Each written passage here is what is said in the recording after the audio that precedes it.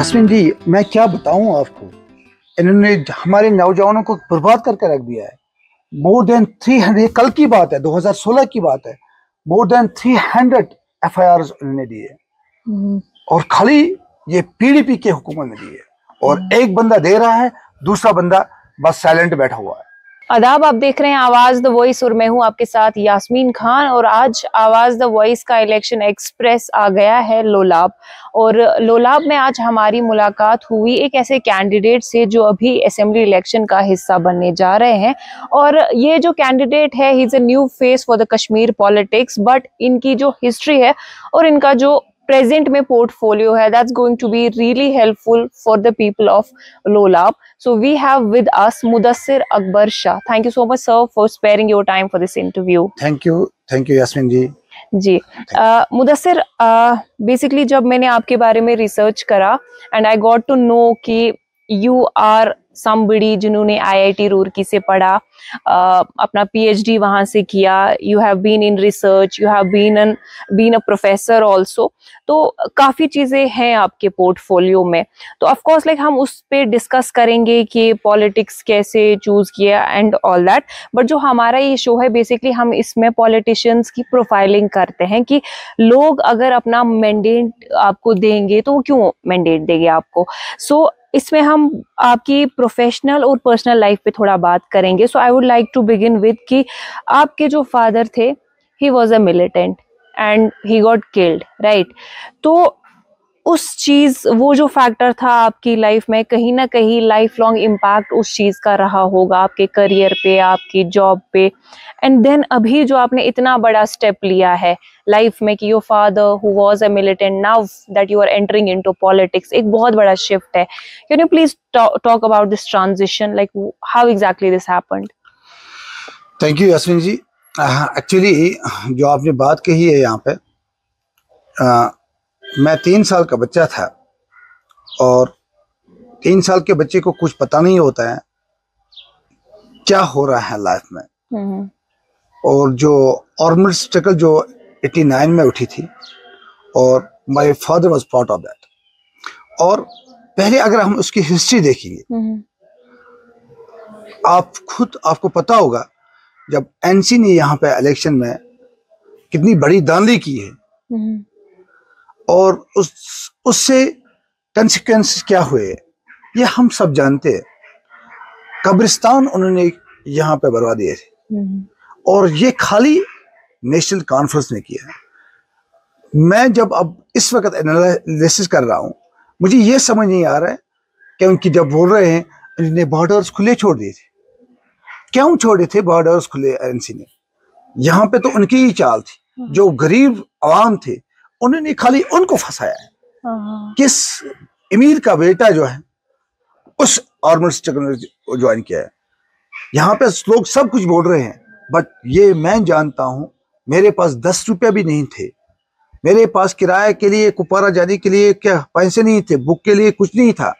तो हमने जो स्ट्रगल फेस की थी, तो ये हम जान रहे, ये मेरी माँ जान रही, ये मैं जान रहा हूँ, ये मेरे भाई जान रहे।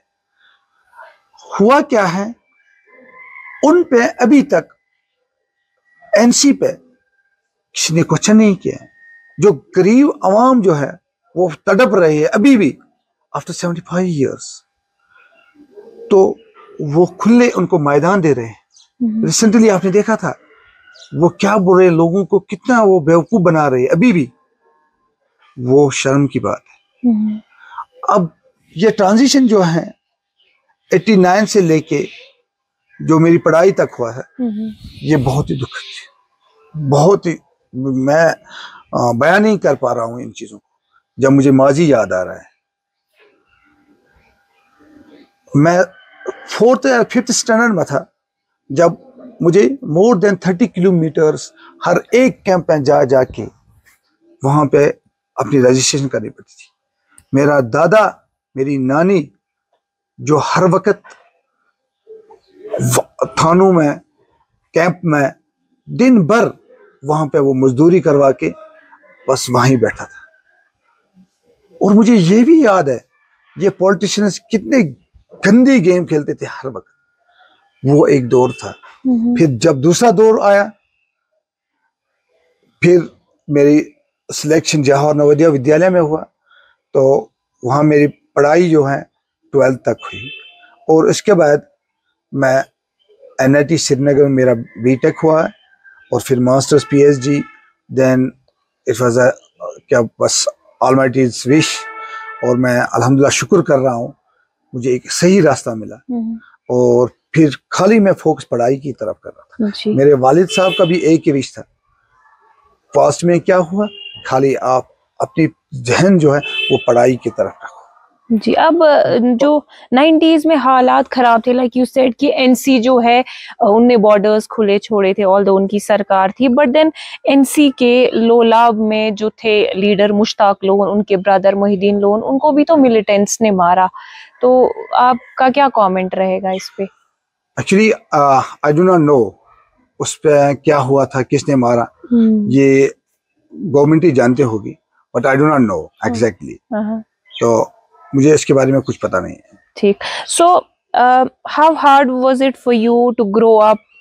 मतलब चाइल्डलेस, फादरलेस चाइल्ड थे आप, मतलब काफी कुछ लाइक सहना पड़ा होगा सोसाइटी से, और फिर जब आप एक सेटअप में जाते हैं जैसे IIT जैसा सेटअप है, तो मतलब ऐसा हुआ कभी कि कुछ स्टीरियोटाइप से आप गुजरे हो लाइफ में? नहीं, ऐसा तो है, ये होता ही है। ये एक गरीब बच्चा जो है जब किसी जगह बाहर आ जाते हैं, फिर जब वो पढ़ाई की तरफ ध्यान दे रहे हैं, तो बहुत बड़े चीजें जो हैं स्टीरियोटाइप वो हो ही जाते हैं। बट मेरा एक ही ध्यान था, बस खाली आप मेहनत करो, पढ़ाई पे ध्यान दो और आगे बढ़ते जाओ, पीछे कोई चीज जरूरत नहीं है देखने की। बस फ्यूचर देखो, अच्छाई करो, अपने दूसरे लोगों के लिए अच्छाई करो। मैं इवन फ्री एजुकेशन जो है, फ्री काउंसलिंग जो है, अल्हम्दुलिल्लाह मोर देन 10 पीपल जो है वो अभी प्रोफेशनल कॉलेजेस में सिलेक्ट हो गए। I have given the free coaching, I have given the free tuitions at that time, free counselling every time. तो वो मेरा एक ख्वाब था, बस पढ़ाई की तरफ जब हम ध्यान देंगे तो तब हम इन चीजों से बाहर आ सकते हैं। सही। आपके पास आई थिंक ज्वाइन करने के लिए काफी सारे ऑप्शंस थे, तो आपने PC को ही क्यों ऑप्ट करा? PC जो अगर आप देखोगे, पर्टिकुलरली आप जम्मू कश्मीर की बात करेंगे, यहाँ पे जो है सजाद गनी लोन जो है उनका एक अपना विजन है इन डेवलपमेंट सेंस के साथ। और जब भी वो कोई बात बोल रहे हैं, वो ये नहीं कह रहा है मैं आपको नौकरी दूंगा, वो रियलिस्टिक अप्रोच पे बात कर रहा है। वो कभी उसने किसी को धोखा नहीं दिया है। और जब मैं 2008 में उसके पास गया था, तो मेरे लिए फी के लिए कोई पैसे ही नहीं थे, and he give me a direction and he always appreciate मी। और उसने मुझे ऐसे ऐसी बात, मुझे ये पता चला 2008 से मैं उनके साथ इन टच था, और कंटिन्यूसली मुझे वो बूस्ट कर रहा था, नहीं आपको पढ़ना है, पढ़ना है, पढ़ना। और उसने मुझे खाली कभी नहीं ये बोला है आप इस डायरेक्शन में जाओ, उस डायरेक्शन में जाओ। और जैसे कि मैं आपको बता रहा था, मेरा सिविल सर्विस के लिए दिल्ली में मैंने जब क्लियर हुआ था, वहाँ इंटरव्यू के लिए जा रहा था, तो वो खुद आया था मेरे साथ। उसने बोला नहीं आपको करना है ये, you have to do it. और जब मैंने PC का एक विजन देखा है डेवलपमेंट सेंस के लिहाज से, वो हर एक चीज सामने है, हर एक चीज सामने है उसके। और मुझे यही लगा था वो झूठ की सियासत नहीं कर रहा है। झूठ की सियासत उसने कभी न की है और न भी वो कर रहा है। वो रियलिस्टिक अप्रोच, मुझे ये लग रहा है लोगों को अब ये नजर आना चाहिए सच और झूठ कहाँ है।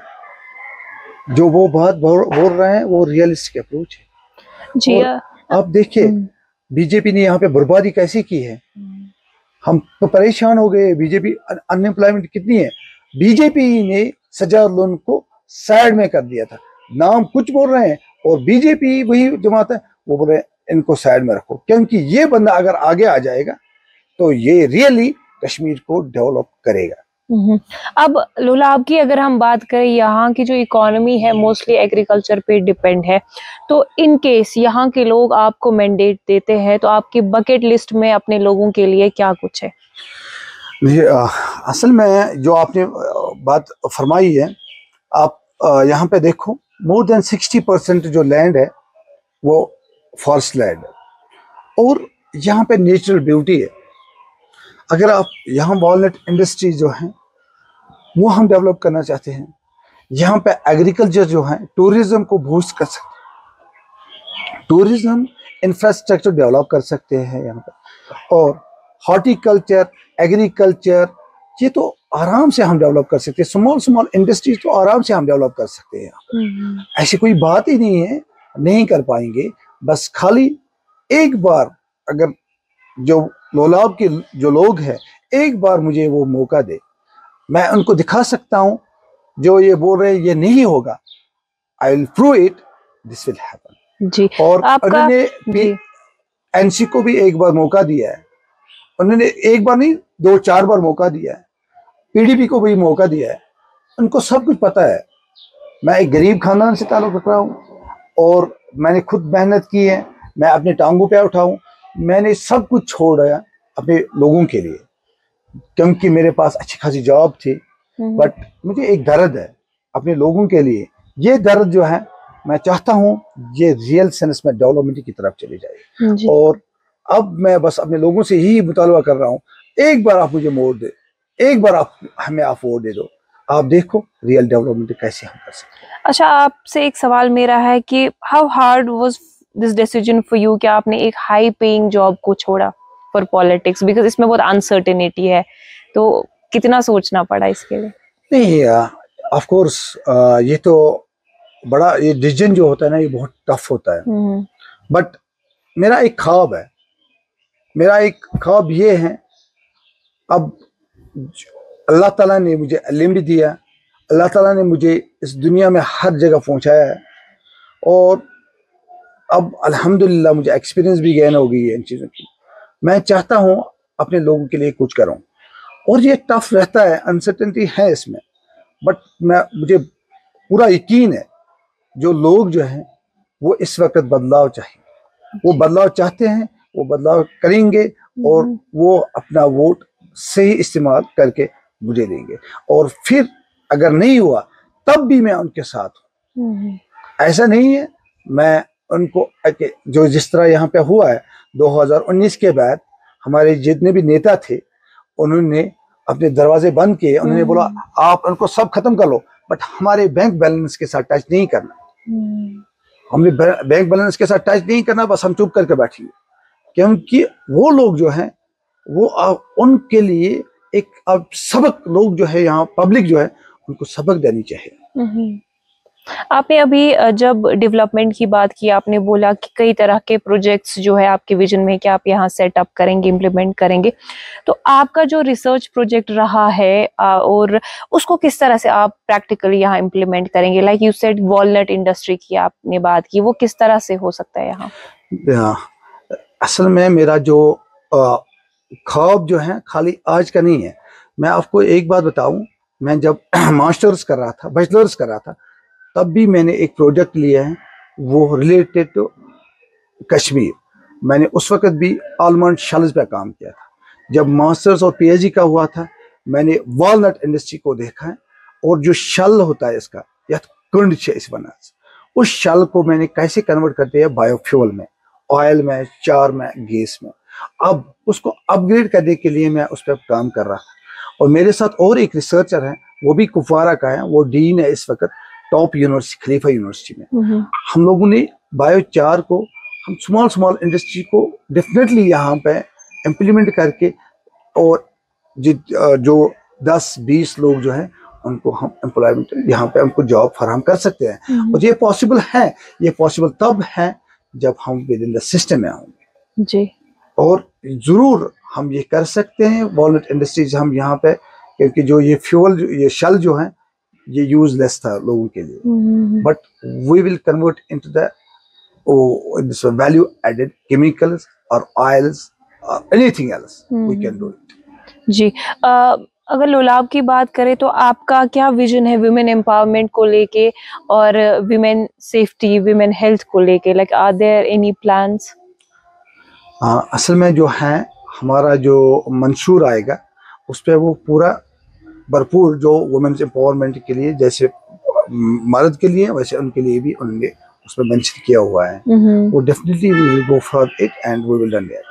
अच्छा, ये जो आपका एरिया है, लाइक बहुत बड़ी पॉपुलेशन यहाँ पे है, बट यहाँ पे एक मैटरनिटी हॉस्पिटल भी नहीं है। तो अगर मतलब there is some pregnant lady and she is in labour pain, तो उनको कुपवारा जाना पड़ता है, एंड अगर कुछ ज्यादा कॉम्प्लिकेटेड है तो उनको श्रीनगर LD भेजा जाता है। आपको क्या लगता है कि आज तक NC PDP सबने लोला पे हुकूमत की, तो डू यू थिंक कहीं ना कहीं ये इन पार्टीज का फेलियर रहा है कि वो एक मैटरनिटी हॉस्पिटल नहीं दे पाए लोला?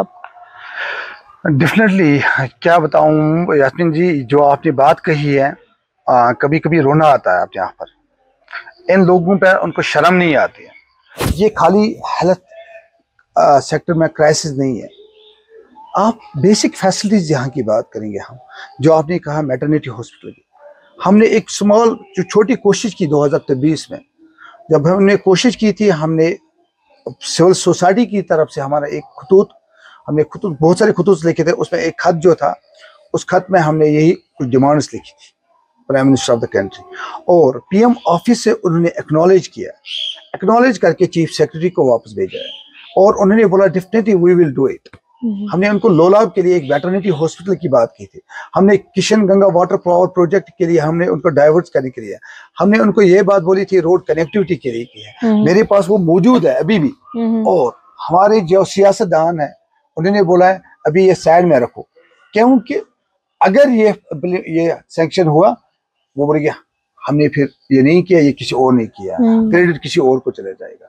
तो ये बहुत बड़ी जो उनके लिए शर्म की बात है। आपने एक केस नहीं, नंबर ऑफ केसेस ऐसे आपने देखे होंगे जो यहाँ पे मचल से लेके लोलाब से लेके जो ही उनकी डिलीवरी होती है बच्चों की, वो कहीं पे सड़क पे बैठ जाते हैं, स्पेशली इन विंटर्स, तो उसकी डेथ हो जाती है। हमें 3 या 4 घंटे जो है श्रीनगर पहुंचने को लग जाते हैं।